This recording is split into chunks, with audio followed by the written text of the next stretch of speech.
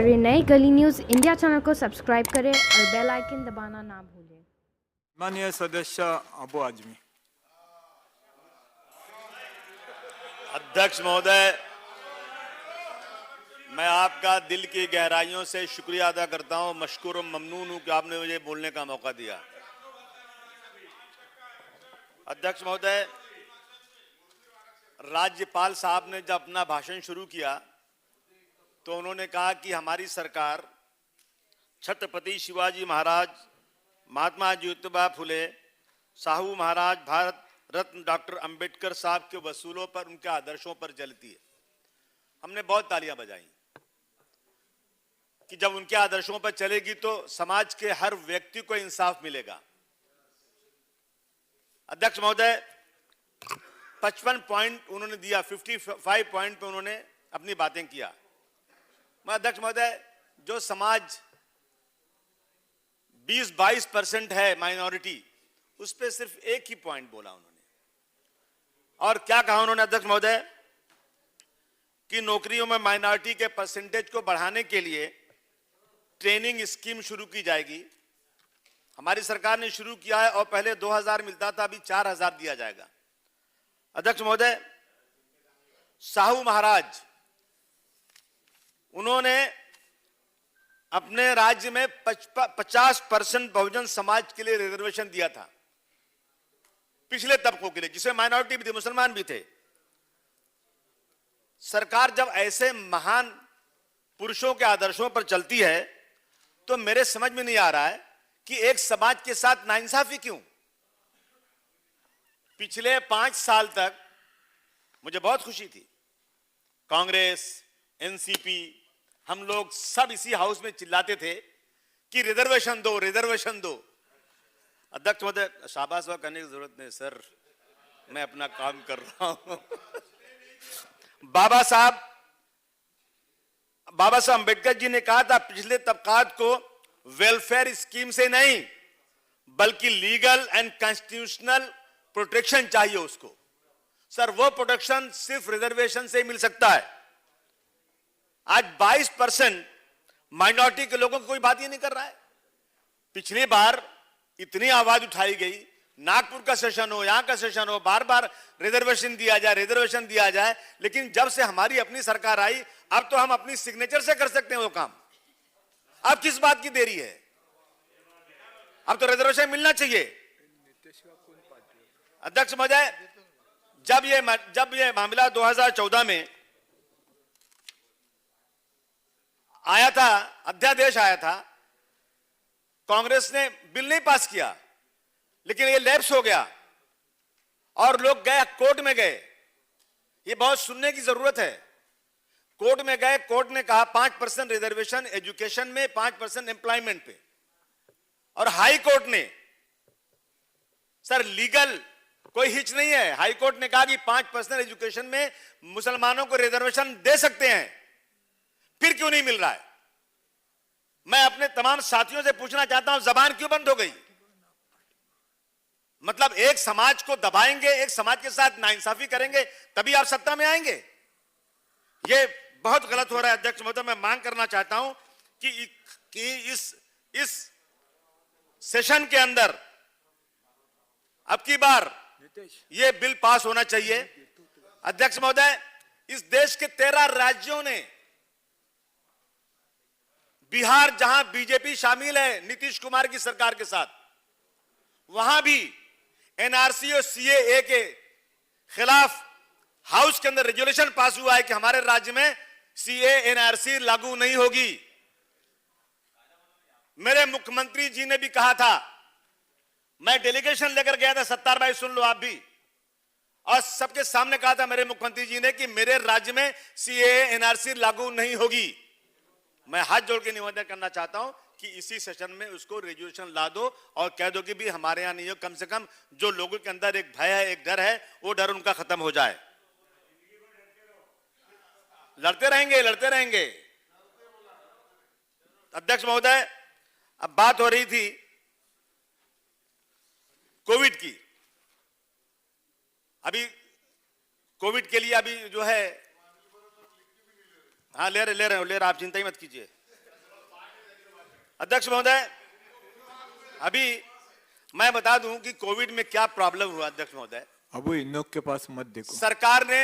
सरकार ने रूल पास किया कि आईसीयू के लिए और वेंटिलेशन के लिए कितना कितना फीस लेना, कितना पैसा लेना है। अध्यक्ष महोदय, मैं तो हैरान हूं कि सरकार के हुक्म का पालन अस्पतालों ने किया ही नहीं। मेरा एक जनरल सेक्रेटरी प्रदीप दीक्षित नाम का बेचारा परेल में रहता था और वो उसकी पत्नी, दो ही लोग घर में थे। वो बीमार हुआ, उसने गोलबर अस्पताल में एडमिट हो गया। उसके पास 5 लाख रुपए का इंश्योरेंस था, उसने इलाज कराया।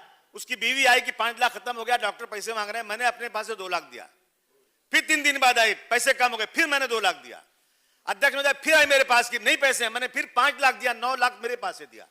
अध्यक्ष महोदय, उस अस्पताल की बिल हो गई 43,50,000 रुपया।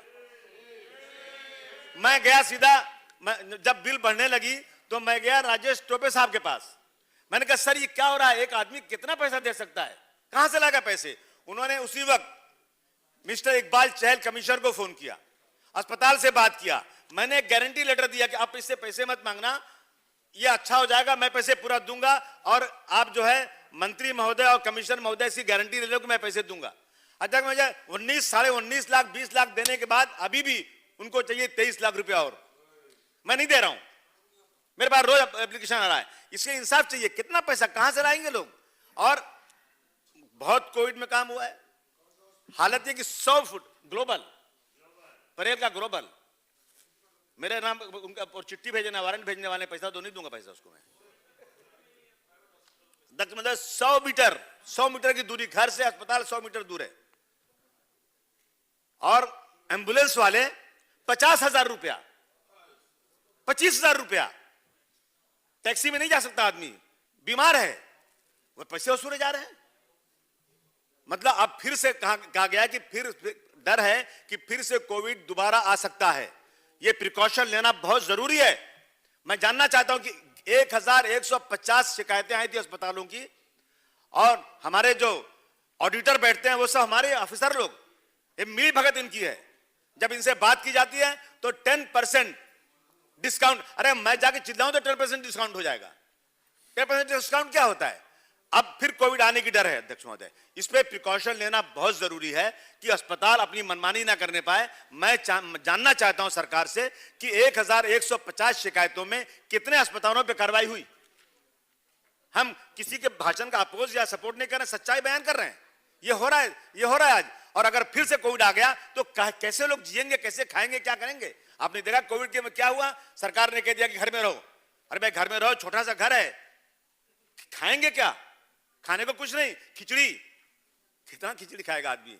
खिचड़ी पक आ रही, आधी सड़ जा रही है, यह हालत हुई है।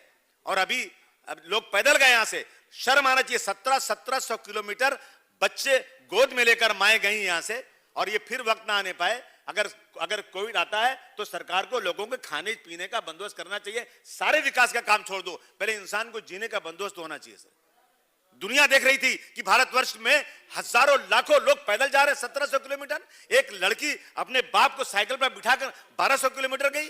ये हमारी हालत है। और हम जो है आज दुनिया में तरक्की कर रहे हैं, विकास कर रहे हैं हम। ये क्या हो रहा है अध्यक्ष महोदय। और दूसरी बात, इसमें कहा गया धारावी की बात की गई, धारावी में तरक्की। मैडम बताइए आप, धारावी में जितने बड़े डॉक्टर थे मुंबई में, MBBS MD सब अंदर हुए थे, कोई बाहर आने को तैयार नहीं था। यूनानी डॉक्टरों ने बहुत काम किया, BOMS डॉक्टरों ने बहुत काम किया। धारावी में जितने सेंटर चले सब चला है, जितने थाना में, कल्याण में, मुंबई में चले, मैक्सिमम BOMS डॉक्टरों ने काम किया है। तो मैं चाहता हूं कि इसके अंदर कम से कम BOMS डॉक्टरों का अप्रिसिएशन होना चाहिए। और सरकारी नौकरियों में उन डॉक्टरों को जिन्होंने अपनी जान पर खेल के काम किया है, भले डिग्री उनकी MBBS नहीं है, लेकिन उन्होंने काम को उनको नौकरी मिलना चाहिए, उनको होना चाहिए, अप्रिसिएशन उनका होना चाहिए। अध्यक्ष महोदय, आइंदा आने वाले दिनों में ऐसी चीज ना हो, इस पे हमको पहले से प्रिकॉशन लेना चाहिए। मैं आपने मुझे बोलने दिया, मैं बहुत एक चीज और अध्यक्ष महोदय, एक चीज और रहेगी अध्यक्ष महोदय। आज देखिए एक ठाकुर प्रज्ञा सिंह पुरोहित का केस चल रहा है और इस केस में जो 2008 में ब्लास्ट हुआ था मालेगांव के अंदर, उस ब्लास्ट के अंदर 6 मुसलमान मारे गए थे, कई सैकड़ों लोग जख्मी हुए थे। इसमें 2 चार्जशीट आई है। एक चार्जशीट ATS ने दिया है, दूसरी चार्जशीट NIA ने दिया है।